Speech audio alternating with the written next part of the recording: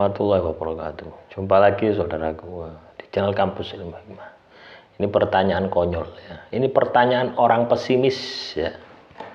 Orang kalau semacam ini punya karakter semacam ini ya, tidak akan pernah berhasil dalam hal apapun ya. Jadi teman-teman Kampus Ilmu Hikmah, kalau Anda punya karakter semacam ini, tolong dihilangkan. Apakah seorang pendosa seperti saya amalan pengasihan bakal diterima?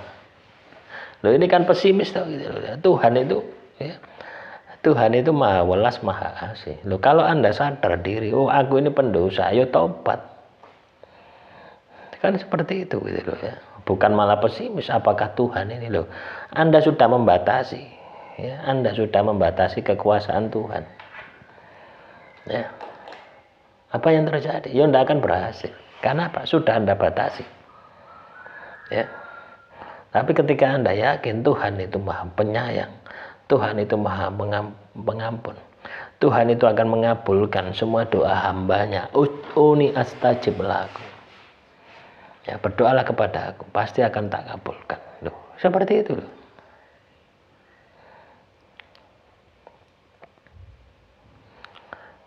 Ya. Saya suka dengan seorang gadis, cuma belum kenal. Apa yang harus saya lakukan? Ya kenalan dulu. Gitu ya. Ya. Kalau Anda punya target, tapi tidak kenal, ya itu berat. Bukan berarti tidak bisa, bisa saja. Nah, prosesnya tapi lebih lama ya. Nah, proses pengenalan ya, Anda transfer energi ya, sampai dia itu tertarik dengan diri Anda. Akhirnya terjadi proses pengenalan. Dari proses pengenalan akhirnya Anda mengamalkan amalan pengasuhan lebih lama lagi. Tapi ketika Anda sudah kenal, itu akan membantu Anda. Ketika Anda visualisasi itu akan terbantu. Wanita sedang haid masih bisa mengamalkan amalan pengasihan dan puasa bila ruh. Makanya gimana ya? Ini mau tanya Pak, apakah wanita yang sedang haid masih bisa mengamalkan amalan pengasihan dan puasa ruh? Makanya gimana ya? Ini maksudnya bagaimana? Lah, orang haid itu kan ada waktu-waktu tertentu lah. Tidak mungkin Anda 1 bulan haid terus, itu tidak mungkin. Kita mengamalkan amalan pengasihan. Ini pertanyaan yang sama ya dari pendosa tadi. Dari saya yang suka pendosa. Ya, apakah dikabulkan? Nah, ini pertanyaannya konyol. Ya. Orang itu bisa dilihat karakternya dari komentar, itu bisa dilihat gitu. Bisa diteramang dari komentar ini, bisa diteramang. Energinya orangnya bisa dilihat. Ya. Lah, head itu kan 2 minggu katakan, dalam 1 bulan misalkan setiap 2 minggu. Nah, terus yang bersih itu kan bisa Anda lakukan, mengamalkan pada saat Anda bersih kan juga bisa. Ya. Itu loh, akal itu seperti itu. Ya. Akal itu seperti itu, nafsu seperti itu. Ini nafsu yang tidak terkendali, ini seperti ini gitu. Ini nafsunya liar. Ya. Ngomongnya bibirnya A, hatinya B. Kelakuannya C. Ya, orang semacam ini tidak akan pernah berhasil. Tidak hanya soal amalan pengasihannya, di dalam kepekerjaannya, kehidupannya tidak akan pernah berhasil. Karena apa? Anda ingin tahu kenapa tidak pernah berhasil? Karena tidak sinkron antara dia mulutnya, antara tindakannya, antara hatinya, itu tidak sinkron. Ya, dan tidak menggunakan pikirannya. Loh, orang menstruasi mengamalkan amalan pengasihan, nah, kan ya sudah bisa dilakukan setelah menstruasi. Kok bingung gitu. Ya. Kalau Anda ragu dengan menstruasi, tidak bisa mengamalkan amalan pengasihan, ya sudah, setelah menstruasi selesai Anda mulai puasa. Nah, kita ini dikasih akal sama Tuhan, dikasih otak sama Tuhan untuk berpikir, afala yatafakkarun, afala yaqilun, supaya kita berpikir, supaya kita menemukan strategi. Ya, jadi ketika Anda mengamalkan amalan pengasihan, Ya, Anda mau mengamalkan amalan pengasihan mendekati menstruasi. Loh, ini apa yang nggak gaplek ya? Berarti apa? Bodoh seperti itu. Harusnya apa? Loh, setelah menstruasi bersih baru mengamalkan amalan pengasihan. Loh, kan bisa. Nah, masa hal-hal semacam ini harus dijelaskan gitu loh. Ya.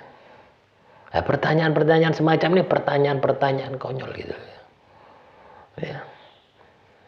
Artinya level pemahamannya itu masih apa ya? Masih belum paham gitu ya.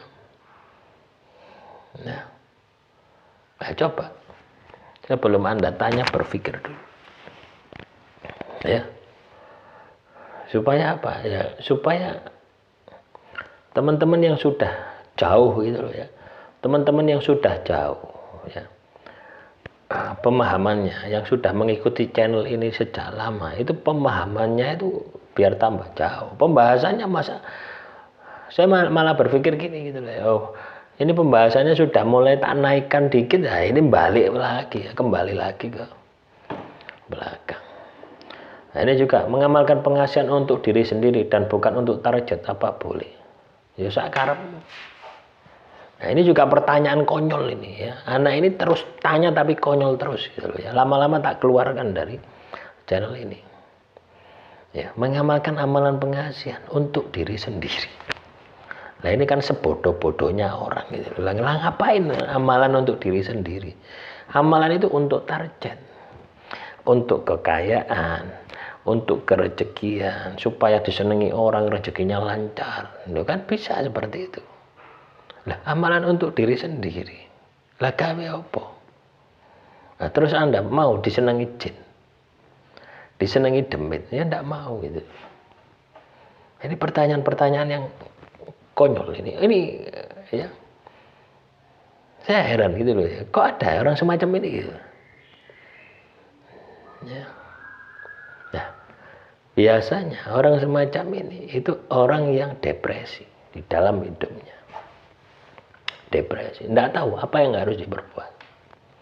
Nah, jadi teman-teman kampus Ilmu Hikmah, jangan seperti itu. Saya setiap ingin memvisualisasikan wajah target, kenapa selalu buyar? Pertama bisa jelas, membayangkan wajah target, tapi kemudian buyar, pudar. Seperti ada penghalang. Bagaimana solusinya? Yuk Anda terus latih. Ya, solusinya tidak ada kalau Anda tidak latihan. Dilatih terus. Nah, salah satu strategi adalah dengan Anda puasa. Ya, kalau misalkan target ada penghalang, maka Anda akan bisa masuk karena energi Anda besar karena puasa tadi, terbooster dengan puasa tadi. Ya, bisa jadi seperti itu. Ya. Atau bisa jadi itu hanya alam pikiran Anda saja ya.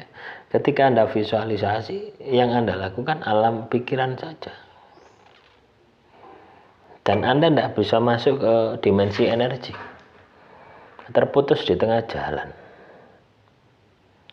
Ini bisa terjadi seperti itu ya. Tiba-tiba hilang, terganggu misalkan ya, Anda visualisasi terus tiba-tiba ada motor lewat misalkan, otomatis konsentrasi Anda hilang, visualisasi Anda buyar. Itu juga bisa terjadi seperti itu ya.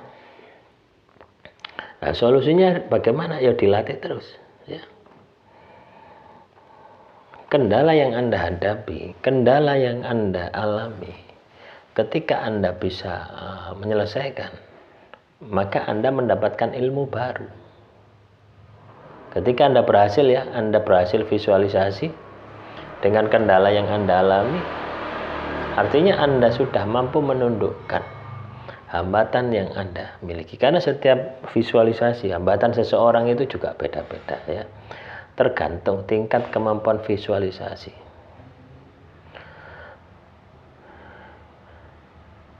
Apakah tenaga dalam bisa untuk pengasihan? Tidak bisa. Ya, tidak bisa. Karena dimensinya masih kasar. Ya, ini tidak saya jelaskan lebih lanjut ya. karena beda energi. Ya, tenaga dalam itu levelnya di sini. Ya, pikiran di atasnya, tenaga dalam di dalamnya. Ya, di bawahnya lagi rasa, dimensi energi. Ya, energi rasa ya. Itu di sini. Yang kita kelola itu di sini. Tenaga dalam di sini. Ya, seperti Anda tarik menarik itu tenaga dalam. Ya. Tenaga dalam itu ya bisa juga itu kodam.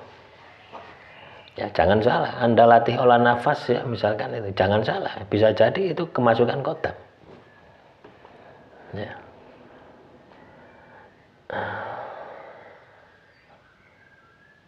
Kenapa? Ya, ini masih pertanyaan sama. Ya. Setiap saya baca pengasihan, dada saya selalu berdebar dan tidak bisa fokus, kadang badan terasa panas. Lah ini, ya karena Anda kakean dosa. Ini pertanyaan dari orang yang sama, itu selalu nyambung. Ya. Pertanyaan itu selalu nyambung. Oh, orang ini sampai level mana ini? Ini pertanyaan yang sama tadi ya. Apakah pendosa seperti saya ini? Ya. Amalan pengasihan bisa berhasil. Satu itu. Kedua, apakah sedang haid itu bisa bisa melakukan? Loh, pertanyaannya konyol. Ya. Ya. Ketika saya mengamalkan amalan pengasihan, dada saya bergetar dan sebagainya. Tidak bisa fokus, panas dan sebagainya. Loh, nyambung terus. Berarti apa? Ono sing trouble di dalam diri orang ini. Apa yang harus dilakukan? Dibersihkan dulu. Ya, tobat sih dibersihkan, kelakuannya gitu. Dibersihkan. Caranya seperti itu.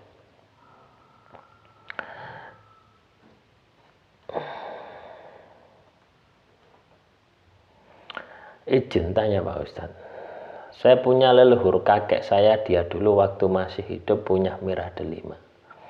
Dan punya leluhur turun temurun juga. Sampai sekarang itu merah delima belum ada yang bisa ambil. Pernah diambil sama pon kita, tidak mau. Pertanyaan saya, kalau misalnya saya ambil dengan niat pinjem, apa bisa?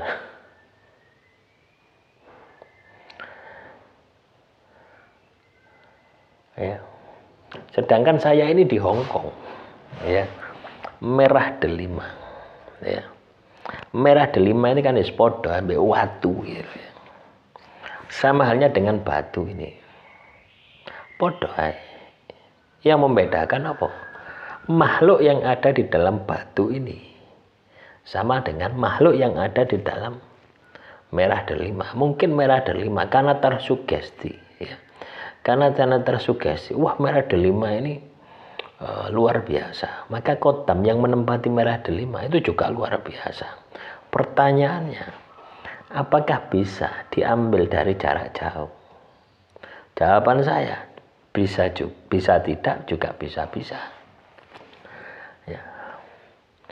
Kalau Anda memiliki energi batin yang kuat, yang bisa menundukkan makhluk yang ada di dalam merah delima ini, misalkan ini merah delima ya, maka akan ikut.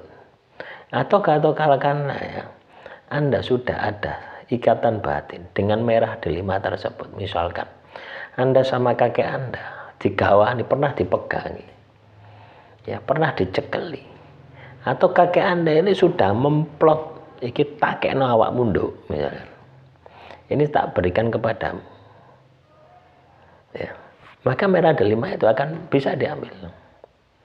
Loh ya, ini sama saja dengan kodam pusaka itu seperti itu.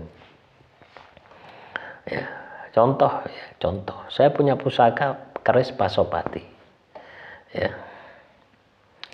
Lah, itu kan ada kodamnya, ada makhluk halusnya, ada jinnya. Ya. Lah keris itu ya pernah hilang gitu ya. Ya dibawa orang lah gitu, enggak dikembalikan gitu. Sampai wongnya mati gitu ya. Sampai dikembalikan sama keluarganya. Dikasihkan ke rumah saya gitu.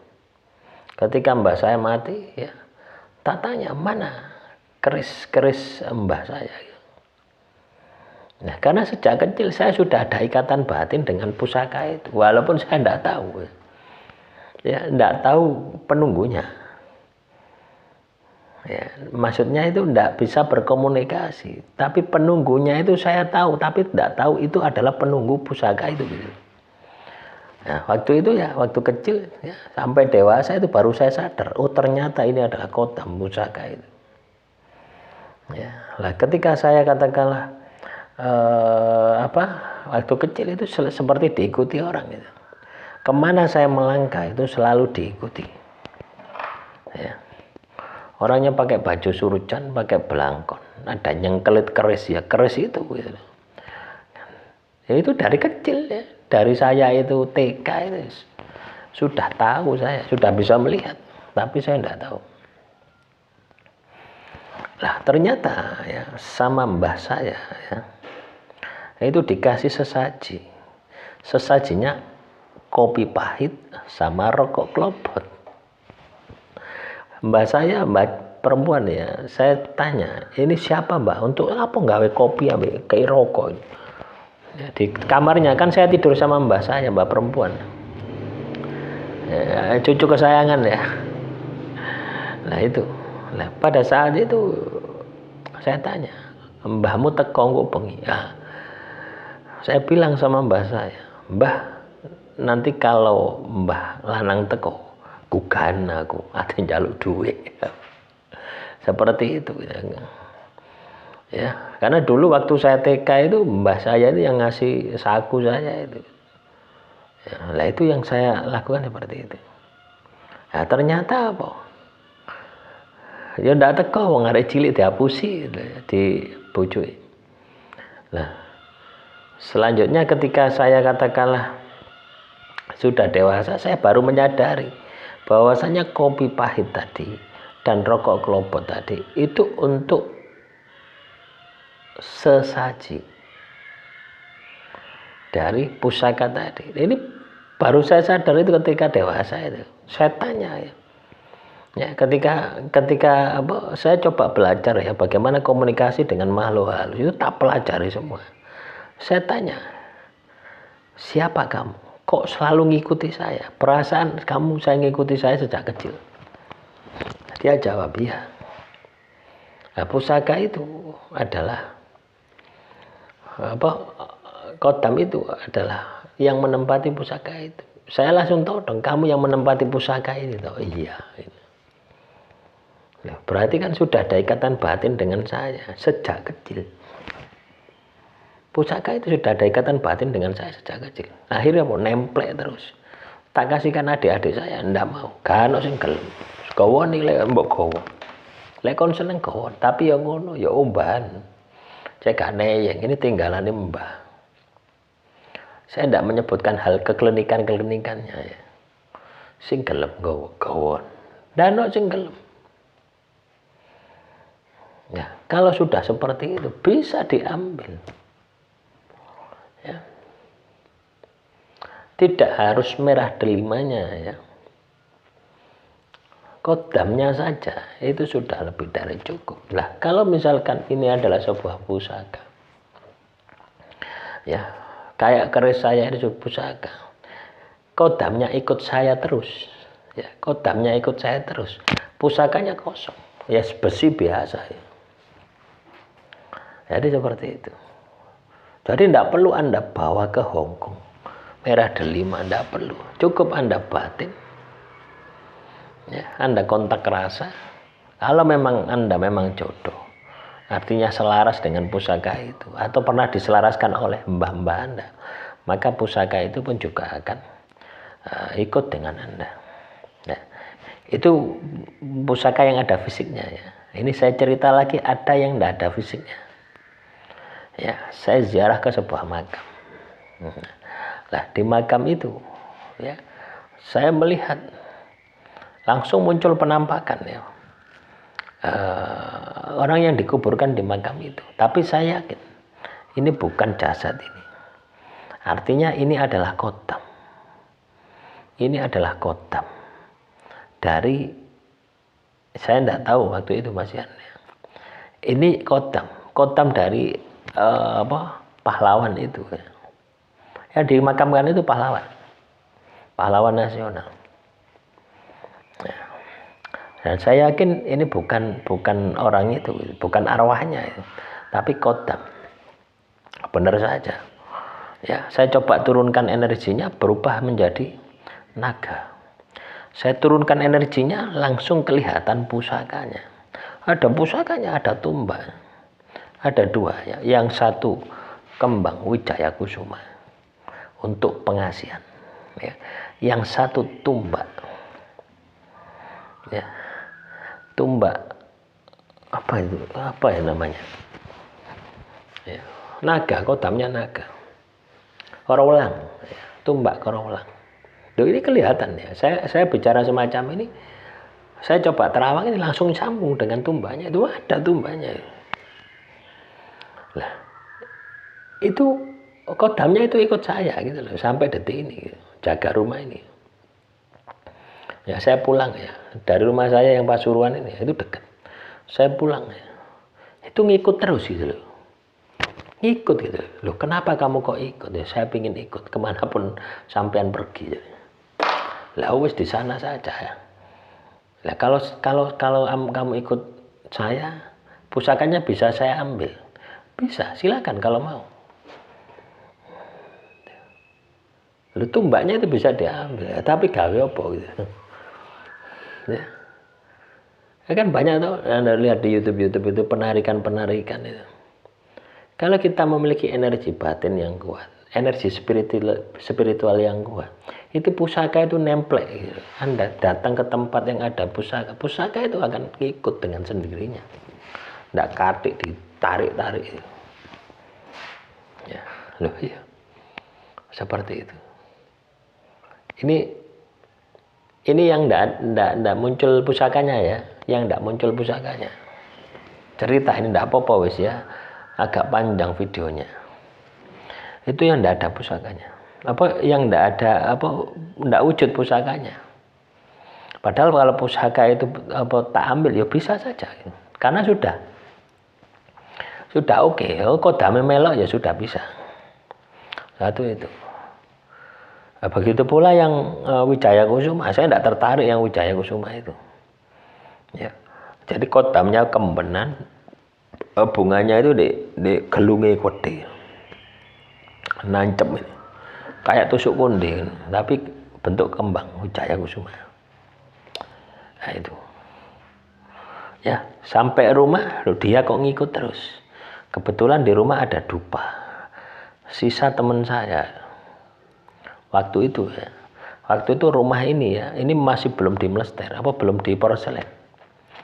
Ya, tak jadikan base camp menangani kasus ya PT-UN ya, Pengadilan Tata Usaha Negara di Sidoarjo. Ya, jadi orang-orang itu tak tidurkan rumah saya ini. Kebetulan 3 kamar itu sudah di porselen semua. Tinggal ruang tamu ini tidak ada. Nah itu orangnya ya, sering ke dukun, ya, sering bawa dupa. Nah, omaku Imam Budu Poto ini. Nah kebetulan ada dupa, saya minta 2. Tak sumet, tak coba, tak kasih, tak suguh. Ya, itu naga itu ya pecah semua. Naga yang ikut saya itu pelek teman-teman ya. Anda tahu naga habis masuk ke sawah itu loh ya, kena lendut, kena tanah itu. Nah, seperti itu. Kena lumpur itu loh. Ya, setelah tak kasih sesaji tadi, kulitnya pecah. Ya, jadi hijau, emas ya, mengkilat, was kau ini sopan teman-teman. Itu naga itu. Nah, itu teman. Itu pengalamannya. Bahwasanya kodam sebuah pusaka itu bisa ketarik karena ada ikatan batin atau karena energi kita itu besar, bisa seperti itu. Ada juga yang memang ketarik itu pusaka ya. Pernah saya gitu ya. Ada naga juga ya. Ya, saya datang ke rumah seseorang ya, ini masih ketika itu nangani kasus juga gitu ya. Datang ke rumah seseorang, ini bukan kasus perdukunan ya, bukan. Ini kasus PT-UN. Sengketa ya di Pengadilan Tata Usaha Negara. Ya. Nah, itu ada naga. Naga ini kok muter, saya tanya gitu. Kebetulan waktu itu ya wis pandai lah komunikasi dengan gaib-gaib, itu wis pandai. Kamu siapa? Saya adalah Kodam yang menempati sebuah pusaka. Kenapa kok kamu muncul di sini? Saya mau ikut dengan Anda. Nah, di mana pusakanya? Ada di teman Anda yang baru kenal hari itu. Loh, saya kenal orang itu hari itu. Langsung saya tanya orang itu, kamu punya pusaka bentuknya ini. Tak jelaskan secara detail. Langsung tidak banyak ngomong, dia pulang. Ya. Kebetulan ya, rumahnya jarak 3 kilo lah dari tempat itu. Pulang diambil, dikasihkan saya. Ada pusakanya. Ya. Tumbak. Ya. Tumbak jangkung. Jadi luk 3 untuk penjagaan. Saya tanya, siapa dulu pemilik pusaka ini? Wah, orangnya sakti master. Jadi orangnya sakti mandraguna, kebal bacok, kebal tembak, aku ro dewe. Ya. Lah terus kenapa kok kamu berikan pusaka ini kepadaku? Tanpa mahar, cuma-cuma. Lah karena saya ini pusaka ini dititipi. Ya. Dititipi. Kalau ada orang ciri-cirinya semacam ini, sudah kasihkan, enggak usah kakek ngomong. Nah, itu. Orangnya sudah meninggal. Nah, itu teman-teman. Itu Kodam pusaka itu seperti itu. Ya. Jadi bisa kita miliki tanpa pusakanya, ya, atau sama pusakanya gitu ya.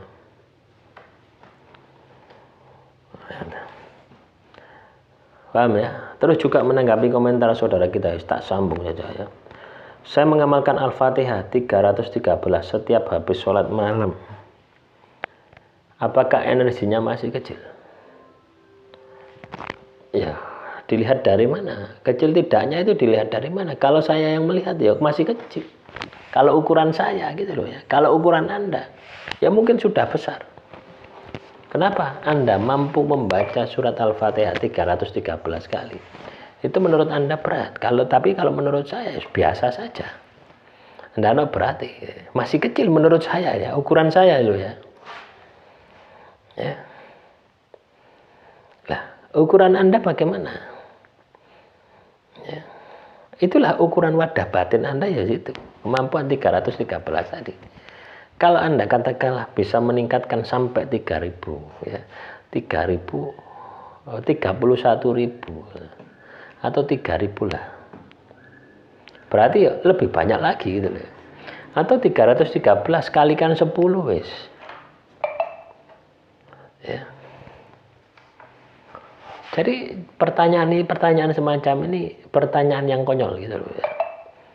Apakah sudah besar menurut saya gitu. Apa energinya masih kecil gitu. Saya membaca 313 setiap habis sholat malam.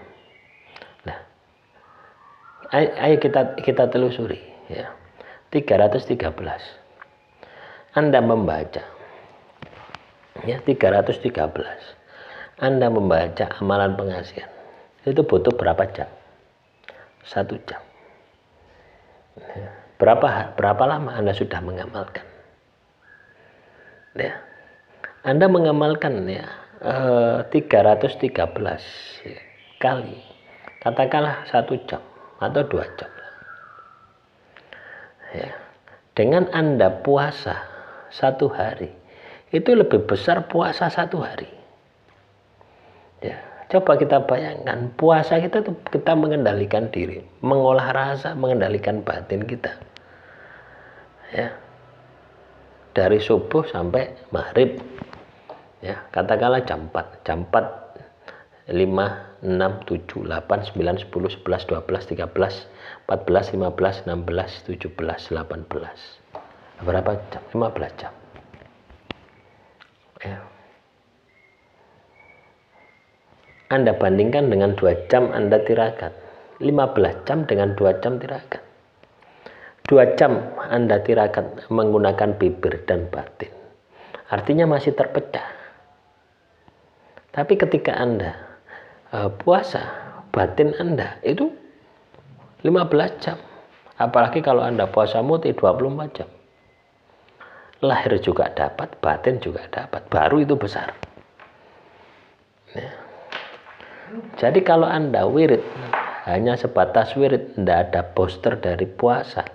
Saya rasa walaupun itu katakanlah bacanya banyak, ya tetap baik masih kecil. Ya. Nah, ukuran besar kecilnya ini ya tergantung diri Anda gitu loh. Ya cobalah Anda melihat gitu loh, untuk mengukur Anda. Lah itulah wadah batin Anda ya sebesar itu. Saya mengamalkan baca surat Yusuf ayat 4 misalkan. Kemampuan saya 1000 kali hanya itu. Ya itu wadah batin saya sebesar itu ukurannya. Kalau saya ingin meningkatkan energinya ya ditambah lagi. Lah untuk mengetahui hasilnya besar kecilnya, apakah ini bisa maksimal atau tidak, Anda lihat hasilnya apakah berhasil. Amalan penghasilan Anda apakah berhasil? Kalau belum berhasil ya berarti masih kecil.